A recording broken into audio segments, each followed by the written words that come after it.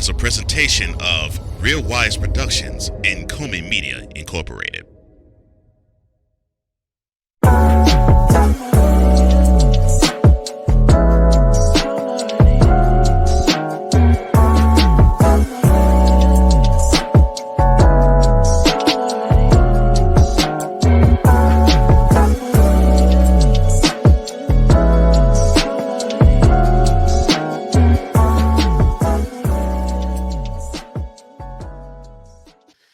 Trevor Noah big ups Busta Rhymes at the Grammys. And we finally remember Trugoy the Dove of De La Soul. Next on Mentality.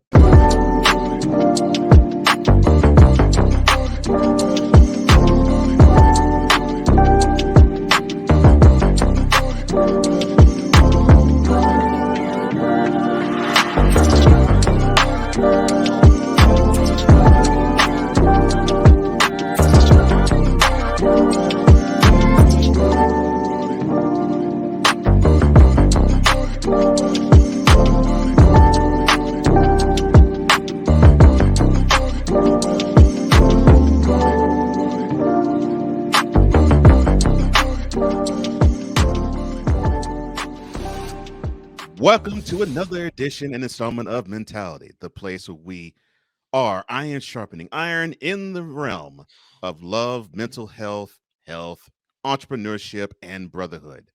I am one of the co-hosts of the show, Cole Johnson, and I am joined as always by the other co-host, Mr. Wize El Jefe. How you doing, man? I'm doing well, brother. I'm doing well. I can't complain, man. So many things going on. Life is good, man. Life is good.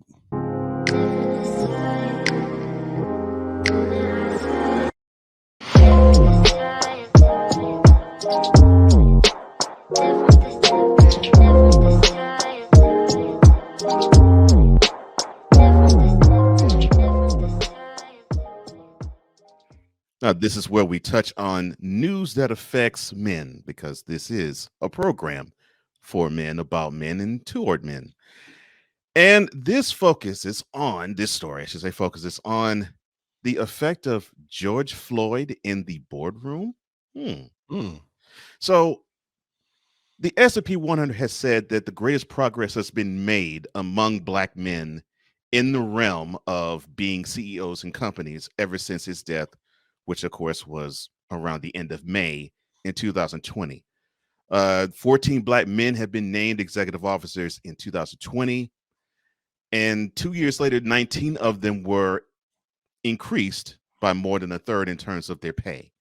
2 of those top executives were recently tapped to lead large energy producers. That's Womack of Southern Company and Calvin Butler Jr. of Exelon. My question to you in this regard is as follows. With these companies, do you believe this is a genuine move of change, or is this more of a reflected move of society by pressuring these companies to make said changes? A little bit of both. A little bit of both. I have no doubt that these men are capable of doing the jobs, and they wouldn't just promote them just to promote them because they're Black. Right. But then at the same time, they probably got looked at because of all the situations of everything going on. And so it kind of, I think it's just a little bit of both of it, because you have a lot of qualified Black men that can run companies and be CEOs and do the job. We just never had the opportunity. Right. And if the George Floyd situation made it possible for it to happen, then so be it. But I think it's a little bit of both. Yeah, I think it's a little bit of both as well. And do I see that this will continue to change? Maybe, Hope but so. Hope so. Definitely hope so. And along with this, I'm hoping that we, as men, that we take these positions and we don't embody some of the poisonous things that we've seen in other companies when people say, well, a man is running it.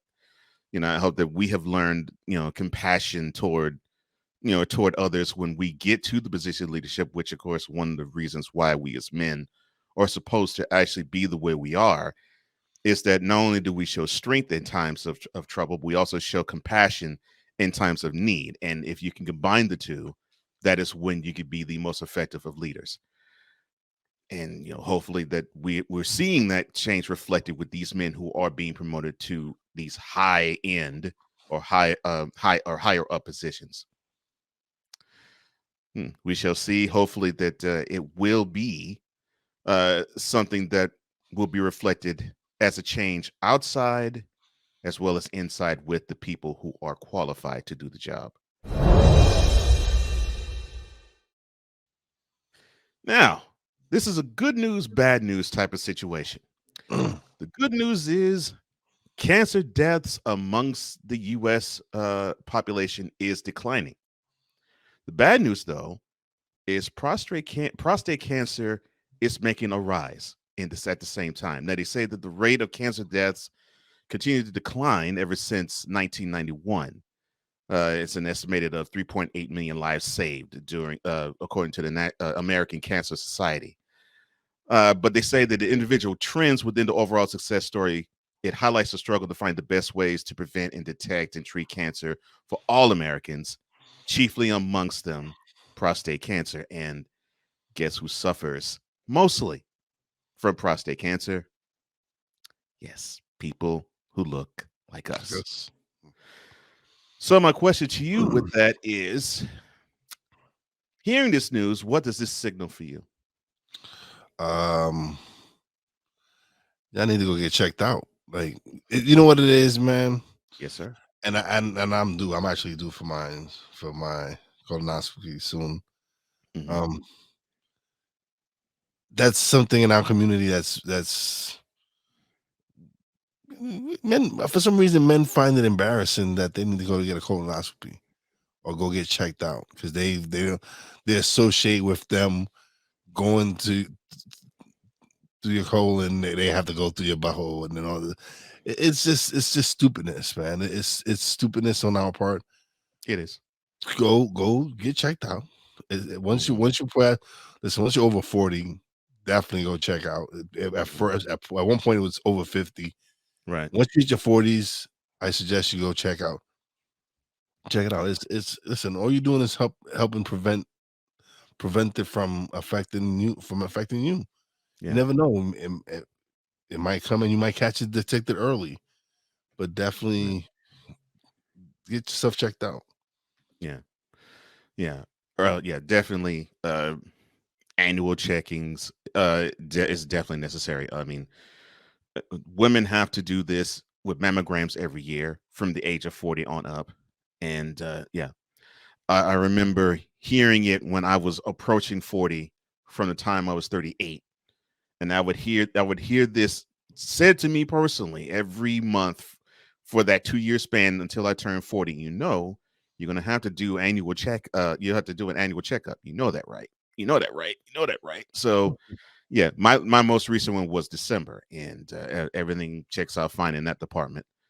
But I know that at 50, there's going to be even more intense checkings that would be necessary, and of course, Yeah, prostate cancer is probably going to be one of them where that's going to be even more of a checkup because they say when you're above 50, the chances increase for you to get it. So yeah, I mean, you could have said it better, and I could have said it better myself. I should say, yeah, definitely get checked out. And I think that point might be hammered home in this episode for yeah. some strange reason.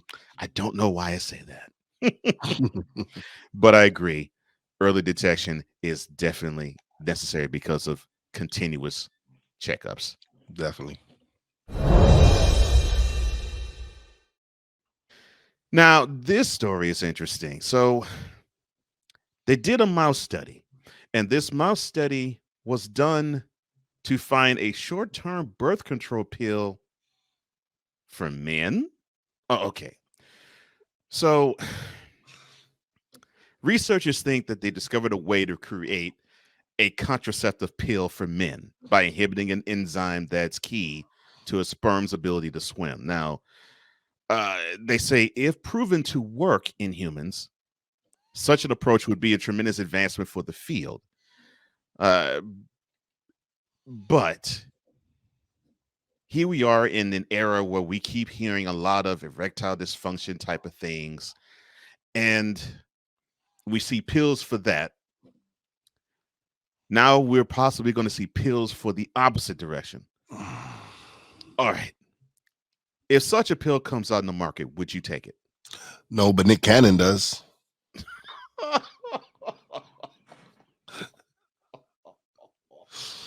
Oh my Too soon. No, listen. No, that isn't too soon. That brother got too many kids, man. Oh my goodness, that dude is humping so many women. He's gonna have a football team by the time he's 45. I'm like, bro, he's got 11 already. That's a lot. Yeah, that's a lot. And I don't know how many baby mamas. Yeah. It was like for some reason Mariah must have messed with his head. It's like, oh man, okay, I got married to Mariah. Oh, no, I ain't gonna be married no more. I'm just gonna populate the world myself. Mm-hmm. Like, yeah. It's like I'm gonna be a Mandingo comedian warrior. Oh, goodness gracious. But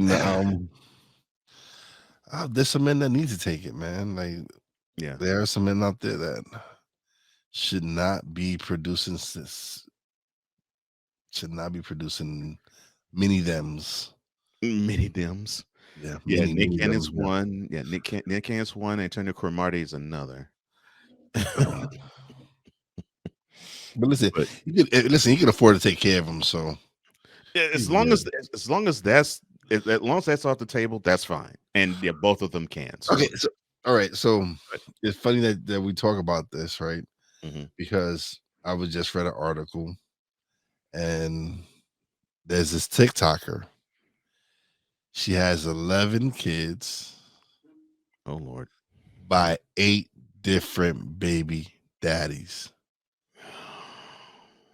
And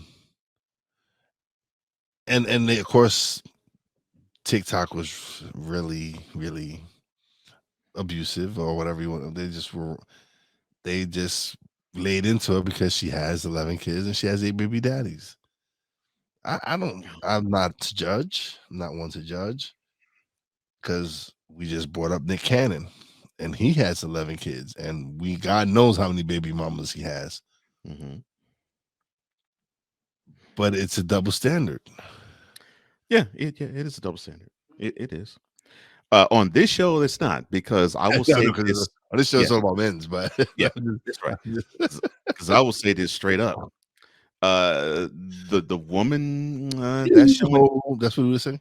Yeah, the woman that's showing hoish tendencies, and Nick Cannon is showing complete hoe tendencies himself. Yes, he is definitely showing hoe tendencies. Yes.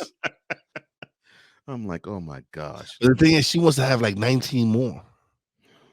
She wants even 30. So she wants to have a classroom. I don't know what she wants to have, but that's like, oh Lord have mercy.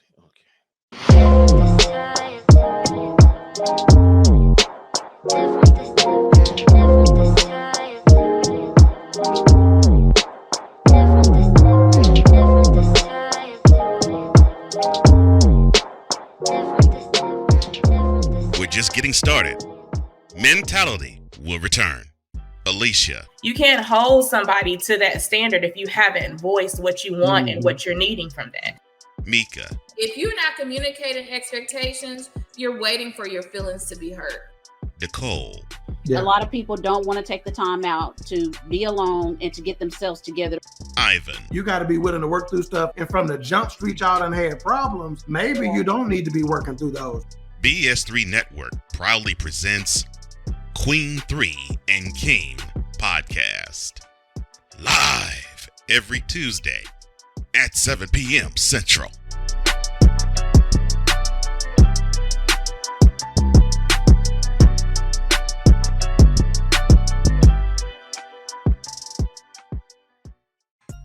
What's on E. Dicker's mind?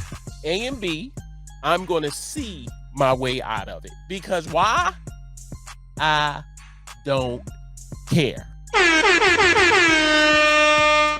I have a message for people who do nothing but complain about black people. We can't change who we are. You called the cops on me. I think that every time you call the cop on someone on a false accusation, your need to be a little bit punished. BS3 Network proudly presents a man with a lot to say and is unabashed to say it. What's on E. Digger's mind? Sundays at 7:30 p.m. Central. Check your local listings for your viewing and listening pleasure.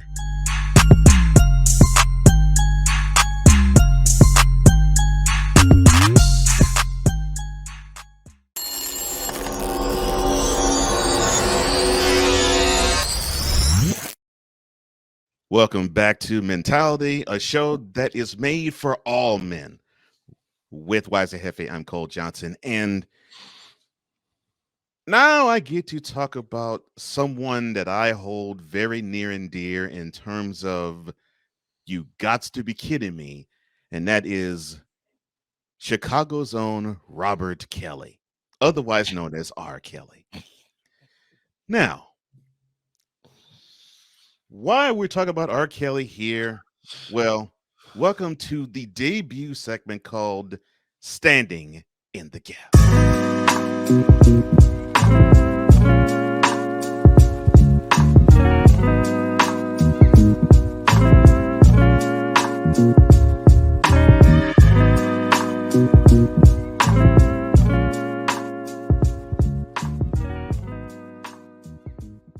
Federal prosecutors, as of this recording, this past Thursday, just about asked the judge to give O.R. Kelly 25 more years of prison. He already has 30, but these would be 25 more years for his child pornography stuff and enticement convictions last year in Chicago. Now, he already is going to be serving some years in the New York case.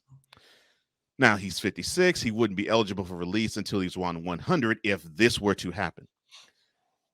That is if both the 25-year sentence in Chicago and the 30-year sentence in New York were to be fully served.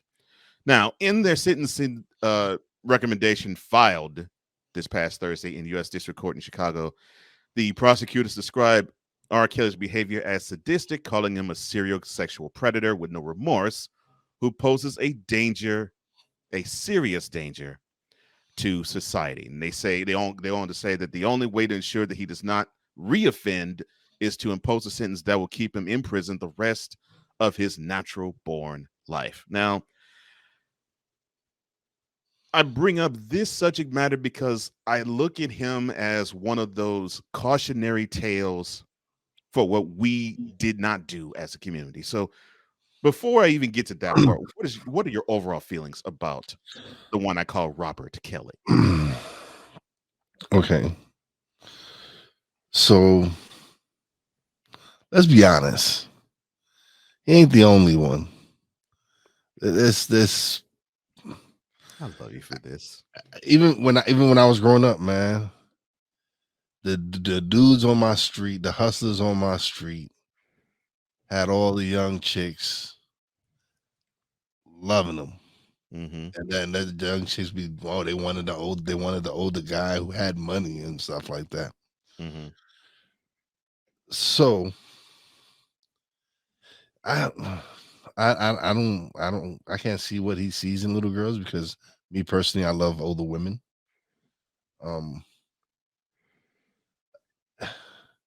But it's not only him. There's many wealthy men that enjoy these young girls.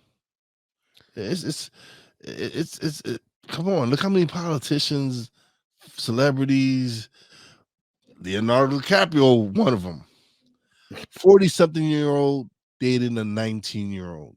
Mm-hmm. What the hell do you have in common with a 19-year-old? Seriously, what can she talk to you about life? I like I don't understand this. What does it make you feel younger? See, I'm so glad that you mentioned others because I did not pick Robert Kelly because of black. I picked him because of crime. Because there are many other men, and yeah, you mentioned a couple. I'll mention a couple more. I mean, Elvis Presley met Priscilla. When she was a teenager. Yeah, Priscilla was a teenager. Mm-hmm. Jim was Yeah, Jerry Lee Lewis. Jerry Lee Lewis married his 13-year-old cousin. While he was an adult himself. Yeah. So yeah, this is not a problem which is new. This is a It's time been going on for years, and it's been going on for years. It's just that I think in this particular case, this kept going on with this one particular person unchecked for so long. And the messed up part is the signs were there. Why? I don't understand, but why? Why Yeah. was he going unchecked? Yeah. Because there was more people taking and partake. There was more people partaking and stuff like that. That's why it was going unchecked. See, you led me right into the question I wanted to ask next, which is, should his entourage also be held accountable for these heinous crimes too? The record label, everybody who hung out with him, anybody who witnessed it, everyone, because the record label knew. Yep. People who hung out with him, his bodyguards, everybody knew. Probably his even mama knew. And unfortunately, she's unfortunately passed away, but she probably did know. That's the scary part about that. But we need to stop acting like it's an isolated incident. Like R. Kelly was the only one doing it. It's not. It's many of these celebrities doing it. Supposedly one of my favorite MCs. Well, my favorite MC supposedly had his way with a young Foxy Brown. It's The Rock. Oh, I'm sorry about that. Allegedly, we got to put that out because we don't want to get we don't want to get a Brett Favre on us. Yes, I don't want Jigga to come and sue us and be like, what the heck? We don't want to get allegedly. Yes, because also he allegedly dated Beyonce before she was 18 too. So yeah. Here's the problem I have. So you called it out. With the girls, there's an allure of they want to have what they deem a mature, older man because he can afford anything. He can provide for them, and can provide for them. At the same time, these older gentlemen, they think that, well, they really wouldn't want to have someone who's around their age or even older, because that would mean that they would be held accountable for stuff. But if they trend younger, then that means they can have the run of whatever they can, and they could do whatever is necessary. Here's another one. And this guy, it was so messed up. This guy went from a woman 17 years older to a girl that was 17 years younger. That's Marvin Gaye. So his first wife was 17 years older, the older sister of Berry Gordy, Gwen. And so in the midst of their relationship crumbling, divorcing, he was still married to Gwen. He meets up with Janice when he sings Let's Get It On in the studio. Marvin was 34. Janice was then 17.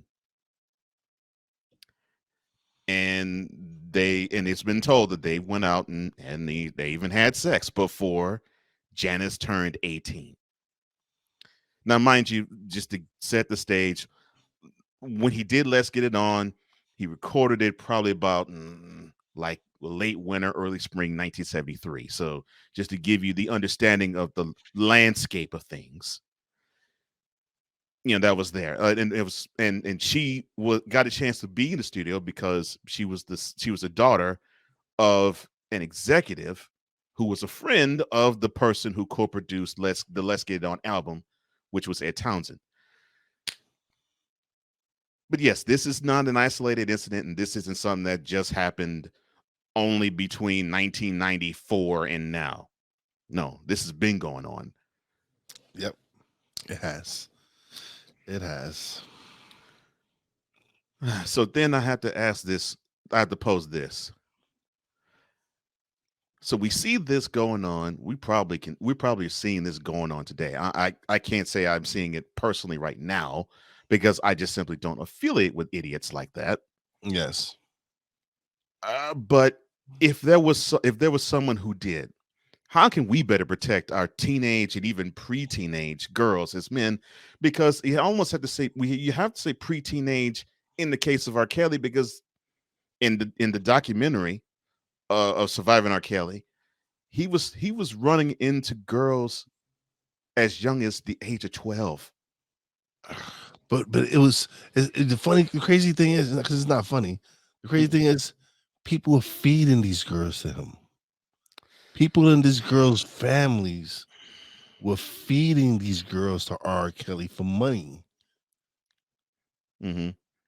And then on top of it, they have the you hear these stories of the adults in the adults in the room see the girl, and the girl has the fancy of wanting to be a star and a celebrity herself. She might have some pipes. She wants to actually record with R. Kelly. Doesn't really have any type of romantic anything that they want to have. They want to have any dalliances with them. But then it turns into that. And you have the adults who are supposed to protect these children, and they don't. It's like, okay, it's basically like the Cuba Gooding Jr. character in Jerry Maguire. Show me the money. Yep. And it's ruining these girls. I mean, right and left. These girls are being literally ruined right before our very eyes.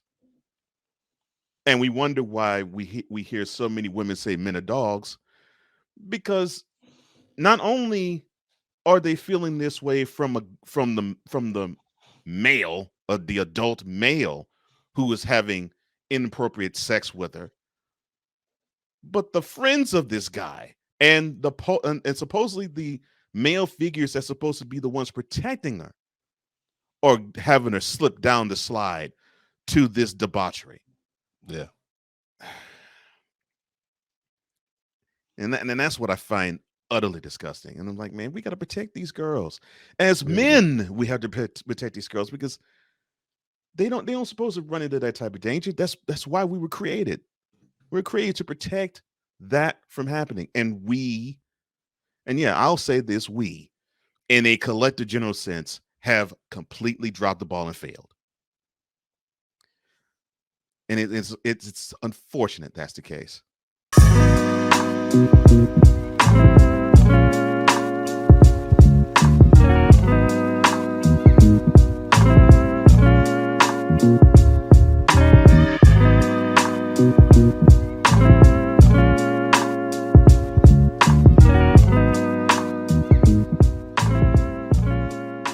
Mentality will be back in 2 and 2. Quinn. Moment of clarity. I haven't watched BET in years. KP. Drake needs to come back with another triple platinum album. E Digger. And then you have Ray J. Like, I can't stand that River Cricket. The Guru. Okay, the level of crack she's smoking, I don't want it. BS3 Network proudly presents the Knucklehead Chronicles podcast, where from card tips to hot topics to meep of the week, anything goes.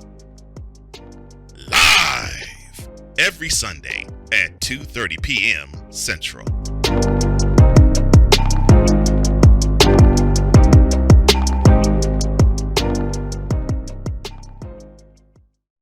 Are you looking for something to do on your lunch break?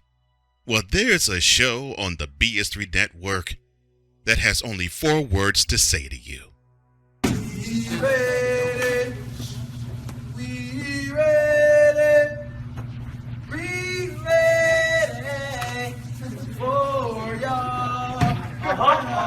We ready.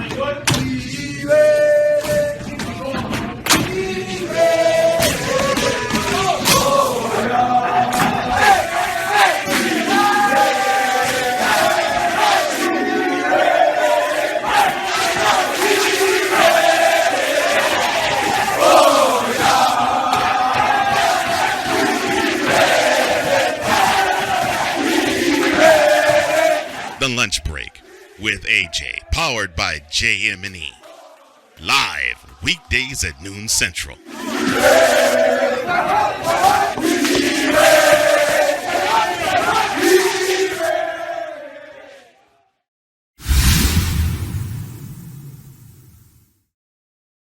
With Wize and Cole, I'm Cole Johnson. And we talked about the bad with R. Kelly. Let's talk about the good, because we got the big That's good. I said we talked about the bad with R. Kelly. Let's talk about the good. Okay. Oh. No. But yeah, let's talk about the good. We witnessed brotherly love, or at least we witnessed fan to brotherly love. I think that's the best way to put it. And what do I mean? Well, we're debuting another segment. It's called Nuff Respect.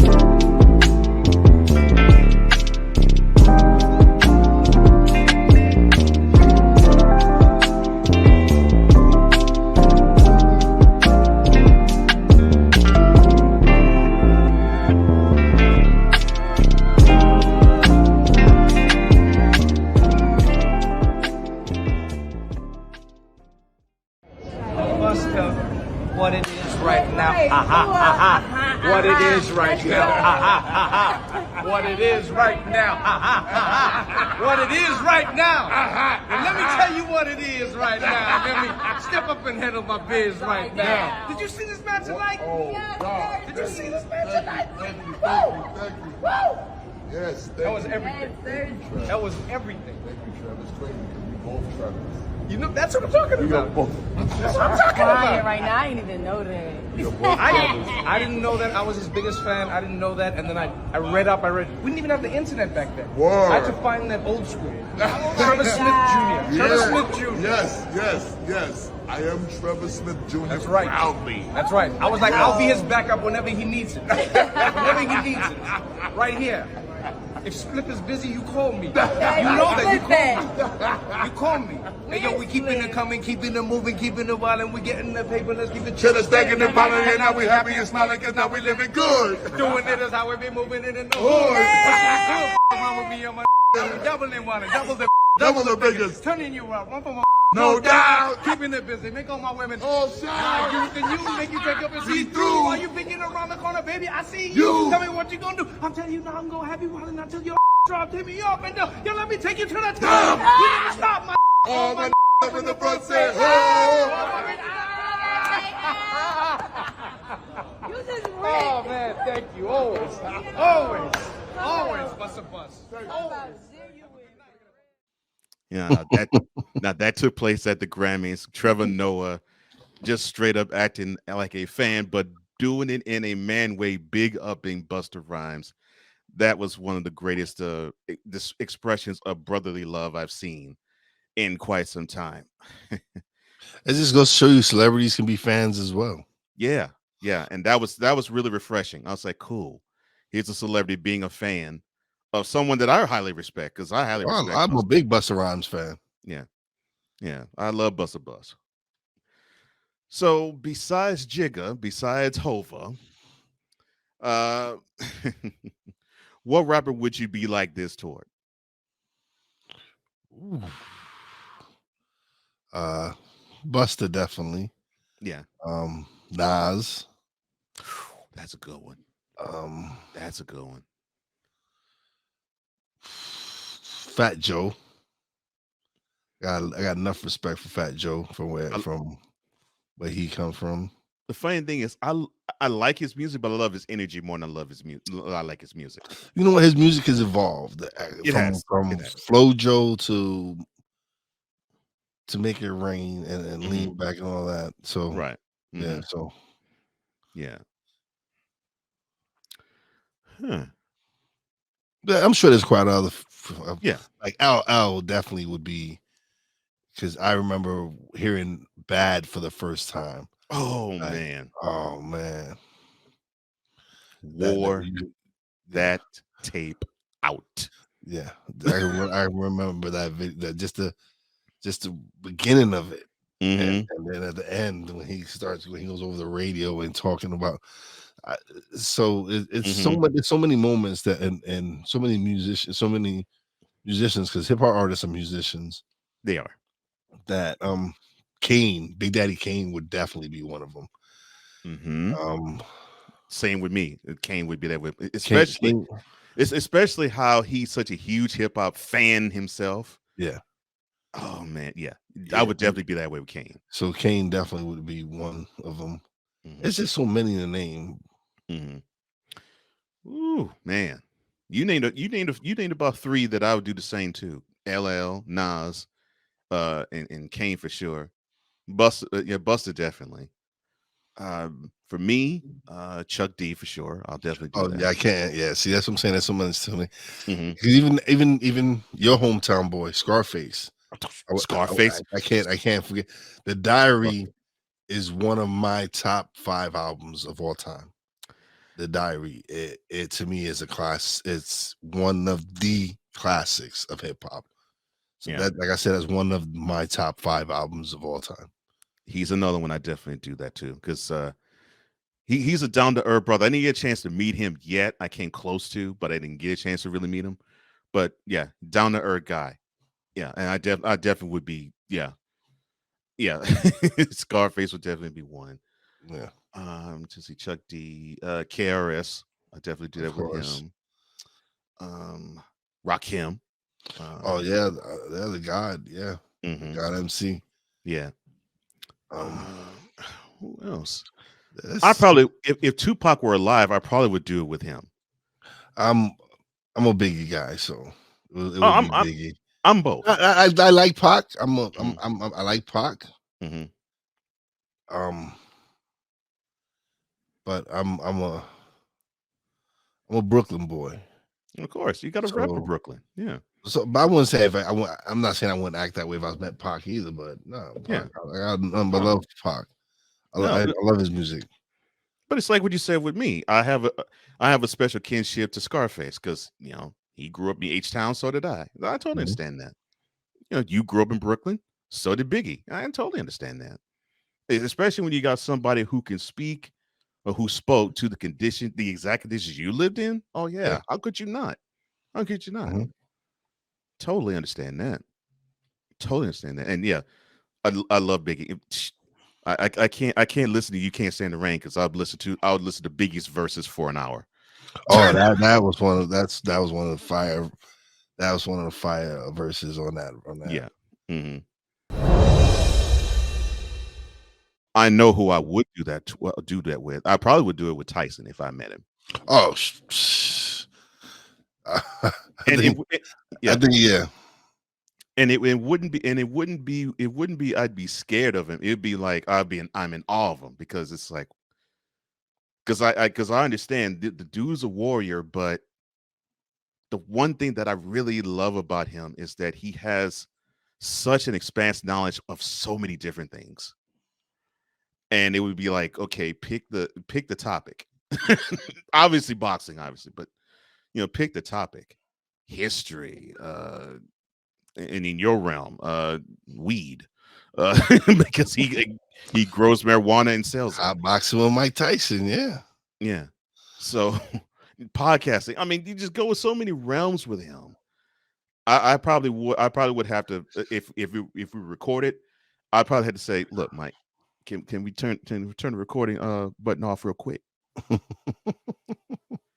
Dude, would you had Trevor Burbick on skates? I would be like that to him.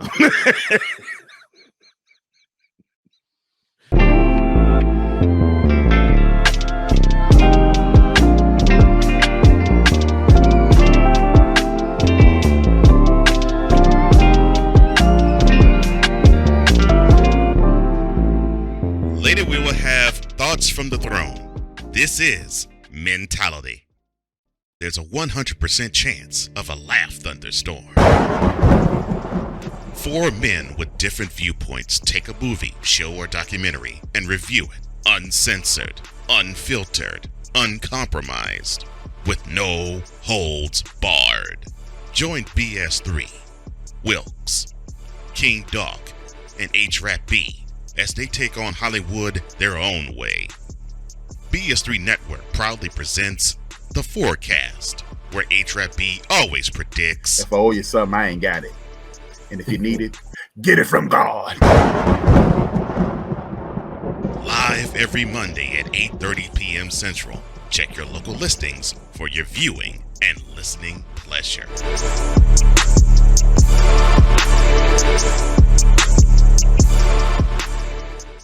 This is a BS3 Network presentation.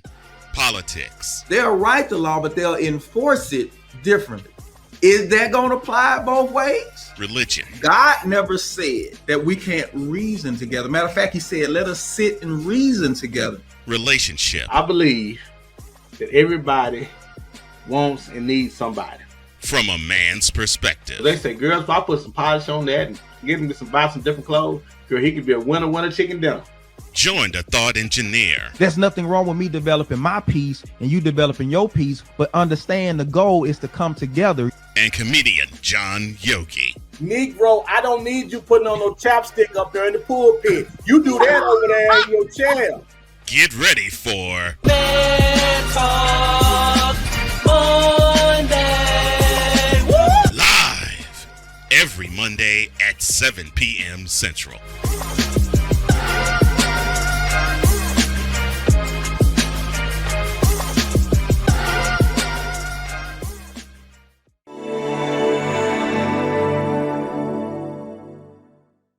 Well, we are running into the home stretch of mentality. I am Cole Johnson. I'm joined by Wize El Jefe. Of course, we talked about R. Kelly. We talked about Trevor Noah and Busta Rhymes. We even talked about a male contraceptive. Yeah, and if you missed that, rewind that. Catch the replay. That's right. Catch the replay, please. Yeah, please catch the replay. Please, yes. But other than like, sharing, and subscribing this video that you've seen as well, we have to talk about one other important issue before we go.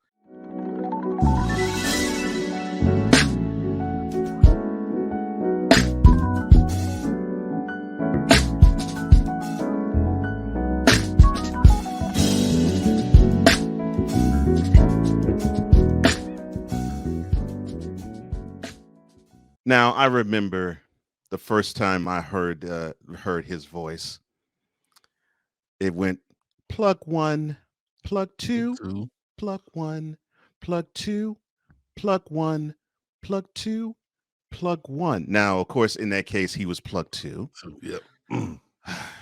He went under the stage name of Trugoy the Dove. He also went by Dave.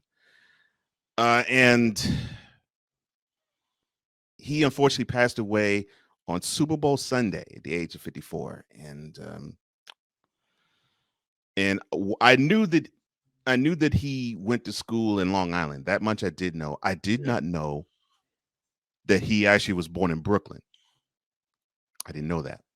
I'm like, oh, okay. So he wasn't straight from Long Island. All right. Yeah, so it's good. You know what? There was a time in the 80s that a lot of people of color started moving to Long Island. They wanted to escape the city. Right. I'm saying, so they wanted to get away from the crack epidemic and they moved, and then so you got a lot of people that left New York City that went to Long Island, and that's where a lot of them were raised. But we've lost a lot of great hip hop artists in the last couple of years. We've lost DMX, we've lost Biz Markie, we've lost so many talented people. Yeah. And again, it's just it touches on something we discussed earlier in the episode with taking better care of ourselves. That's something in the Black and brown community that we don't do. It's something we don't go see the doctor. That's something that has to change. Great. Why don't I have the earworm of Kumo D's go see the doctor? But of course, that's for different reasons. But I'm glad you actually touched on that, because Trugoy's death was, even though it wasn't listed as a cause, but it probably was a contributing factor. He had congestive heart conditions. And, it makes me ask, why, will will we take heed, to seeing his death? Because he didn't die of cancer. He didn't die of violence. It was just basically a self-care type of thing. Mm-hmm. So will we actually take heed to that and say, man, I got to take better care of myself, man, because that dude didn't look like he was near senior citizen age. And of course he wasn't. He was 54. And we're not much younger than he is. No. Or was. Listen, I've honestly, I've seen more of my friends in the last few years die of heart attacks. Jeez, man. In their 40s.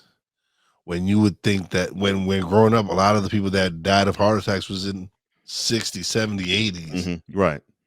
Now you're getting young men, early 30s, late 30s, 40s, dying of heart attacks. Man. What are we doing? What is going on out there? Yeah. What and I know I have to change the way I eat. Same. I know I have to change my diet. And this is just showing me like, hey dude, you need to change you with how you live.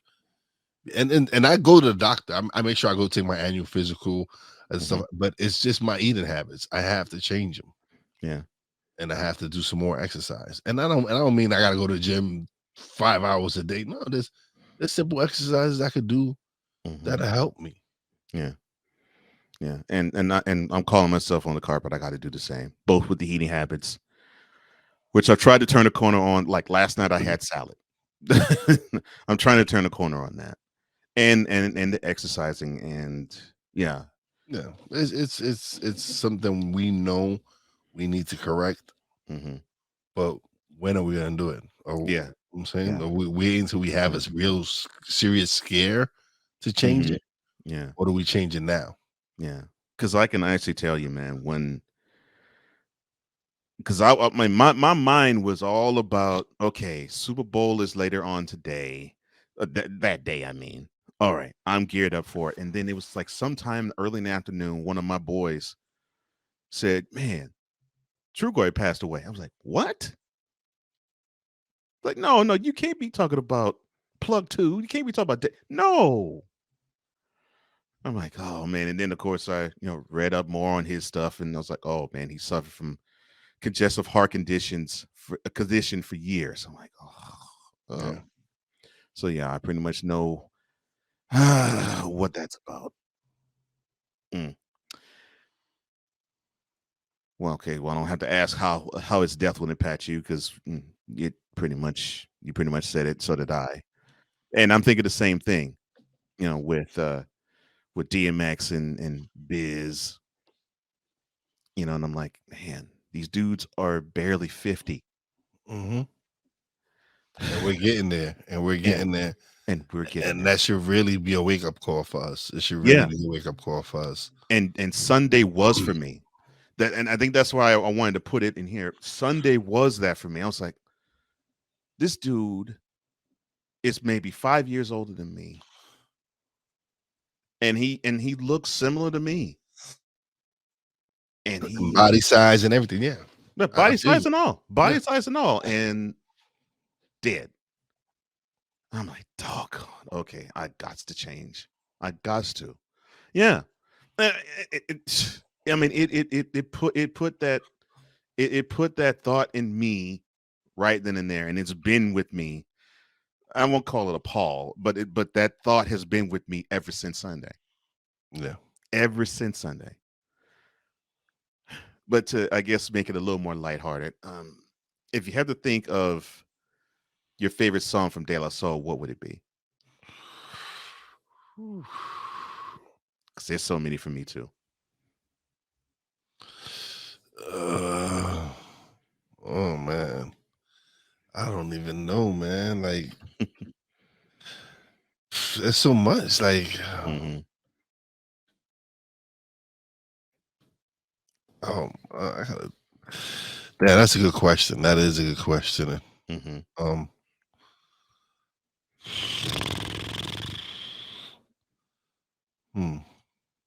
Me, myself, and I could think is one of them. Yeah, I like that. Just me, myself, and I. That was a good flip of Knee Deep by Parliament. Yeah. Yeah. Whew.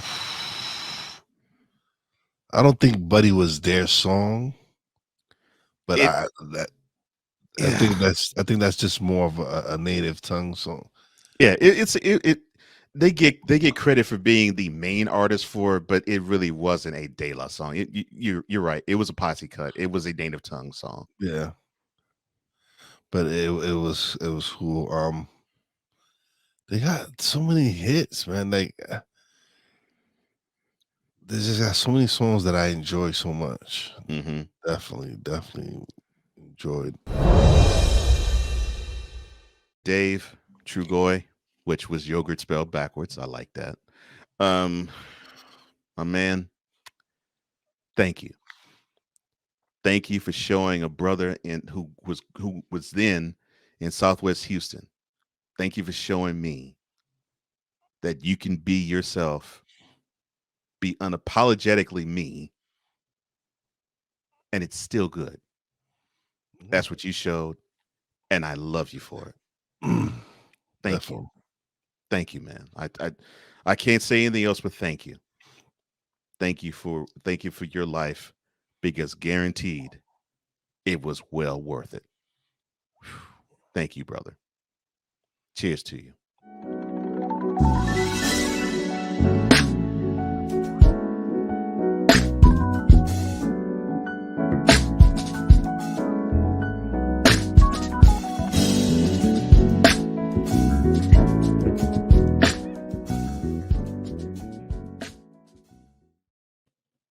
And now it's time for thoughts from the throne.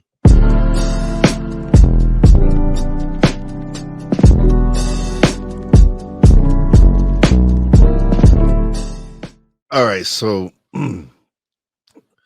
if you catch the latest episode that's coming out of actually tonight of Poppy J and Wize and Jefe, if you catch today's episode, well, when you see this episode, it'll actually be aired already. But we discussed why Western men are marrying women from Europe and Asia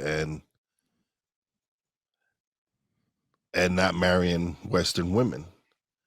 And this guy said an example was because these Western women want to be independent. They want a traditional man, but they don't want to be traditional women. And listen, I'm married to an independent, strong woman, but she does have traditional values. And that's something I feel that we're lacking in this country now as far as relationships. It's okay for you to be with an independent woman. It's great. But like I said, I'm married to a boss chick. But you're kind of, I'm feeling like we're under attack as men. I'm feeling like you want us to hold up traditional values, but yet we don't get that kind of respect. And that's something we really need to work on.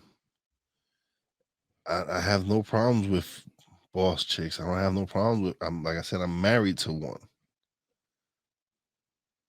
But if you want a traditional man, then you need to provide some traditional values yourself. And that's just what I have on. That's something I just felt like I needed to express.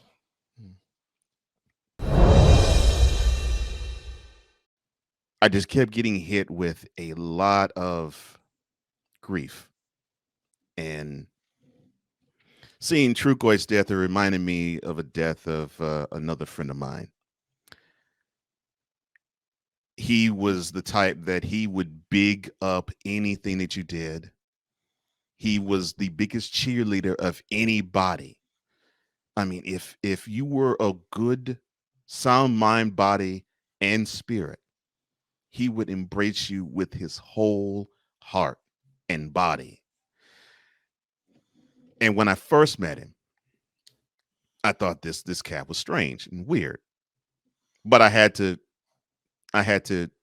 push that aside and look and see for myself what this caliber of man was. And this caliber of man was rich. And I don't mean rich in pockets, although he did have some money. I don't mean that. I mean rich in spirit.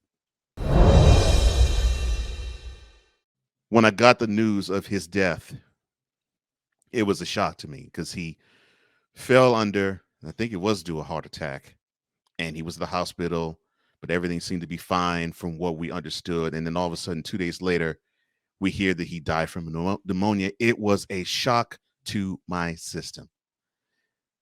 And that's now been 6 years later, and the system is still shocked. So whenever I do this show, Derek, it's always for you. I love you, brother, and thank you for showing me what it means to love a brother and how to love one. It is because of you that a platform like this exists. And those are Thoughts from the Throne.